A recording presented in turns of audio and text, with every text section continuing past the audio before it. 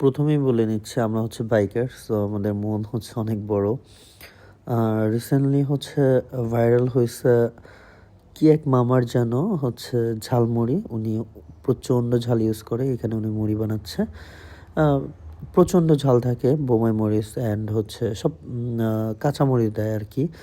So maybe হচ্ছে এগুলো উনি বাজার থেকে কালেক্ট করে। সো এখন বন্ধু আফজাল, দেখতে পাচ্ছেন নিশু, আরাফার নিশু খাওয়া শুরু করে দিচ্ছে।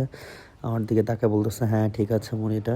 সো আমরা মোটামুটি হচ্ছে আহ, আমাদের পালং থেকে সদর থানা থেকে প্রায় অলমোস্ট হচ্ছে আপনার 17 থেকে 18 কিলোমিটার দূরে চলে যাই। জাস্ট আপনি দেখতে পারতেছেন যে কি পরিমাণে ঝাল দেওয়া। সো এত দূরে চলে যাওয়ার কারণেই হচ্ছে মুড়ি খাইতে যাওয়া। সো এখন আমি খাওয়া শুরু করবো, প্রচণ্ড ঠান্ডা ছিল। তো ওদের সাথে আমার চ্যালেঞ্জ ছিল পুরোটা খাওয়া, আস্তে আস্তে করে আমি পুরোটাই খেয়ে ফেলি। এরপরে ঝালটা রিলিজ করার জন্য আমি খাই সোলা। দেন হচ্ছে চলে যাই দইয়ের দোকানে। তো এখানে দইটা অনেক ফেমাস।